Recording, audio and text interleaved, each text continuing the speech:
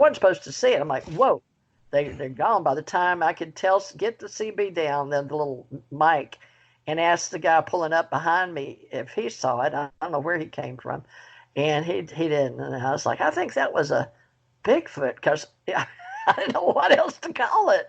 So anyway, and then later on, I mean, you'd think that's enough, right? But later on, 2 or 3 years later, it was. See, I don't know which one was first because I had two accounts, and it's been many, many, many, many years ago. That's the thing about not recording memories, folks. That's part of why I started doing what I'm doing orally here with Lon. This one was over, I remember it was near a casino, which doesn't make sense, but it was between Little Rock and coming into Memphis. And it was another late time at night. And the reason I kept telling myself, you're not going to remember this, you're not going to remember this. You don't even know if this is a memory or perception, that kind of thing. But I saw one alone just walking. It was dark, but it was too tall to be. It wasn't walking like an ape, and it wasn't a bear because it was on two legs. Because as a truck driver, you ain't going to believe this shit. We have all these stories, right? So nobody's going to believe you anyway, you know that. But I know it wasn't a bear, and I know it wasn't a man, and it wasn't a gorilla. But your mind tells you, and it was a moonlight. It was like a full moon light off of and I want to say that he was walking near, but not under. And I don't think that other one walked under, but it was enough to let me know. So that's the only thing that keeps me sane is knowing, well, how did you see it at night away that far off of the road, on the other side of the fence line and out in the pasture? But he was all alone. And so but I said, well, remember the location. So that's why I say casino, because it wasn't near any casino, but it was like Mississippi.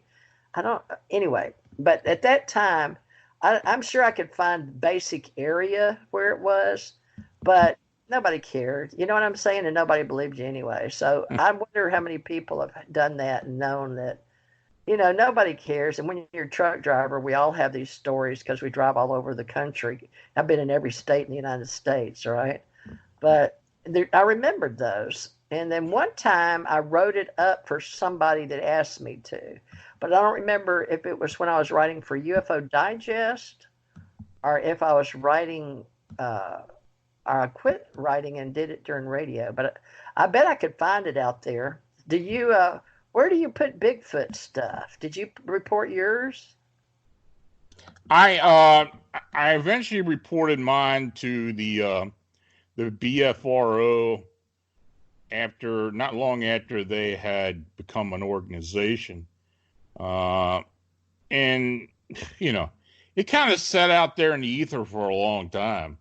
Yeah. Until I brought it out when I started writing my blog and started talking about it. And, that's kind of where it happened. But that was like 20 years later. Well, so don't you think it's odd that we're talking now and we both do radio shows? And I haven't been writing on my blog for years. So I'm just, now that my husband died and took up a lot of time, and then my daughter died. And so March 15th will be 1 year. And I've got her, my grandson's living in my living room in there on my day bed, or whatever you call those couches that you can bunk down and an extra mat on them. But it looks like a couch during the day. But anyway, I'm just now deciding that I've had a company for over a year, since April 5th, 2018 here in Florida. I moved from Kentucky, where I was driving the big truck, down here. And I had quit, doing investigations, and I've retired from the government officially 2017 on my birthday, I think, how they do it, Social Security. So I put in 50 years, investigations. But now I can do this as a hobby or a profession or both, or part-time, with people that want to do it professionally or as a hobby. So I'm just starting it, and you're my first person, my first intake. Now look how strange this is. I left it up to the universe, and you're what was found. And immediate psychic hit going, tell me something. And you had the first thought was, well, the first thought was, why am I getting in touch with you? But then the psychic hit on the, now I didn't know you were from Gettysburg, but that war, that's a hit, Civil War. And then I didn't know you had a Bigfoot. So now we've got two things. Well, more than that, I'm looking forward to seeing people in the future. What do we really know about each other? And why are we who we are? And why do certain people have certain experiences and others don't? Does that make sense to you? Yeah, I mean, like I said before, it's, I don't know. I guess it's each person has their own way of determining that. I have had the ability, or maybe it's coincidental, that I've contacted or been in contact with people who are a lot like me, or who kind of stumble upon me for whatever reason. Maybe that's what happened to you. I don't know. You really don't? No, You haven't written a book on that? nope. No, I I haven't haven't. either, but let's do something. There's something here, Lon. I don't know, because I mean, I watch TED Talks, I watch History Channel. The only I've ever been to an event was as a consultant on pyramids, where I thought I was going for the UFO MUFON business. So surprise! So I mean, the one time I think, oh, I'm going to get involved with the UFO world, because it was close to me retiring, But I was doing radio, TJ Morris ETRadio, to help another friend of mine in Hawaii that was keeping up my Ascension Center for spiritual. We do more, Reiki. How would you say it? It's this day and time they call it like a new age, but it was like I helped endorse chiropractic and yoga and seeing auras and chakra balancing and the realms and teaching, because I learned that on my spiritual path while I was in Hawaii, right? So there's Mm. a few little introductions to my spiritual path. So to me, it was like my ministry. I wrote music, and I helped people in the music industry and joined Country Music Association and Broadcast Music Incorporated, and I did all that. But that was a hobby. But I became a producer with International Bluegrass Music Association and helped the Bill Monroe Foundation.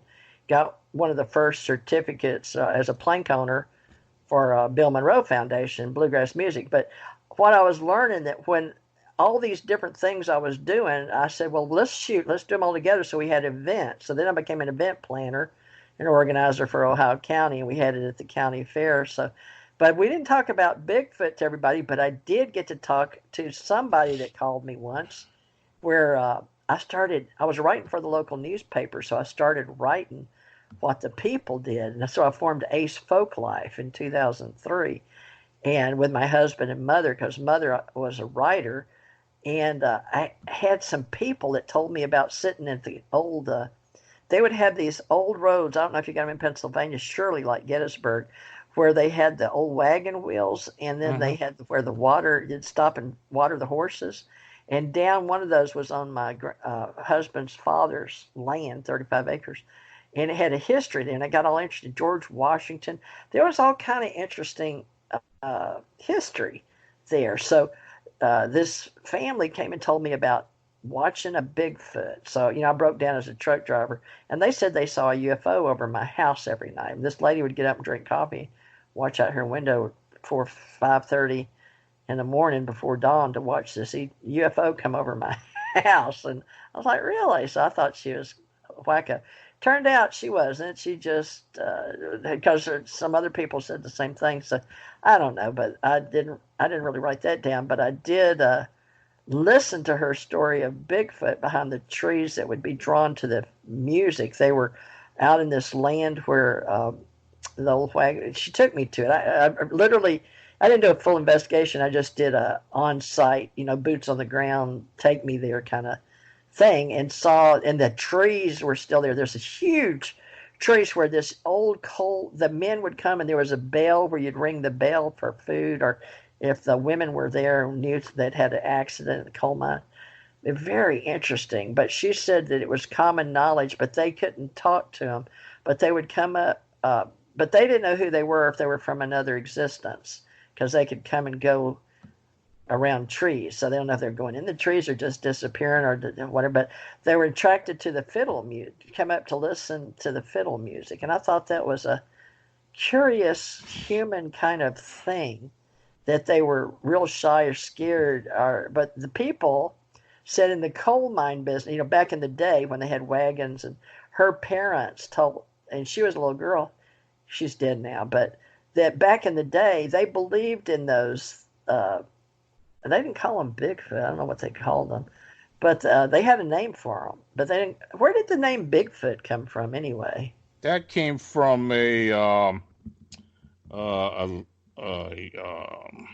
timberman out in the Pacific Northwest who saw several of the tracks, and he referred to it as a Bigfoot. And now, that's how the name caught on. Oh, because of the foot thing. The Gigantopithecus. Now, is that really like the Yeti story comes from our ET stories? Because in one of my old, I don't know what you call it, memories, perceptions, DNA, I don't know what you want to call it, past lives is the way we say it in the Oracle business. But up in where the flags are, Tibet, I have a past life with a guy that he doesn't necessarily agree or remember it. So, but I had to tell him because he became a friend of mine in this reality. I didn't have to tell him, but I was compelled. So like I told you, I can't explain it. It's like blah, but I know you're not supposed to do that as a psychic reader or anything, but we don't charge for what we know. What we charge for is our time. And then I learned in the government and the entertainment industry, you can charge like $1, $2, or $3 a minute. They used to outlaw it or something in all the states, and then they decided to let it in back in the day when I was teaching it and training. But I was trying to tell him, because he hated psychics. He worked with psychics. He wanted to believe them, but he didn't believe them because he was a magician, and all magicians think, you can prove everything like Penn and Teller or something, And he worked in Las Vegas, so he had some ET things he was interested in, but he didn't believe in those either. So he was having a hard time spiritually with his Ekankar background, but they taught him how to leave his body. So he learned how to leave his body and have out of body. So I learned in the last 8 or 10 years that people that want to but don't, they're sort of like me. We're real skeptics. But I was trying to tell him about these Yeti that in my reality, in this dimension, the history of knowing your history years, hundreds, thousands of years ago, like I have a memory in Egypt too, is the fact that one of my memories was coming down in a UFO, and it crashed me with 2 other guys. And I taught the people, this is just a memory, so I taught people how to put their bodies and take everything out and wrap them in gold like salt, dry them out and put them in gold, and then wait for us to be rescued. That sounds weird now saying it with you, but that was a Yeti story, so I had the word Yeti, but to me they were extraterrestrials, because they were there to protect. It was some kind of war going on, but they were up there to protect until the people that we would return, right? So I'm not sure what happened to me after that, but that is a real story in my head, like a episode on X-Files. But so I started looking what Yeti meant, like Gigantopithecus. But do you have a team or anybody that works with that group, or that? What would you call that? A discipline, or? What's that? Hobby, right? It's not a profession, right? It's a hobby. I hate calling it a hobby. I think we're enthusiasts, but we're also those people who want to seek the truth, who want to find out what's really going on. It's almost like a deep-seated obsession, I guess.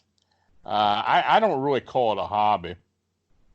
I'm really having trouble here, because I know what people are telling me, that we want to grow our alien contact organization. We want to grow our UFO association, but I'm having all these fights among event planners or events and people that want to get to the brass tacks and those that want to be like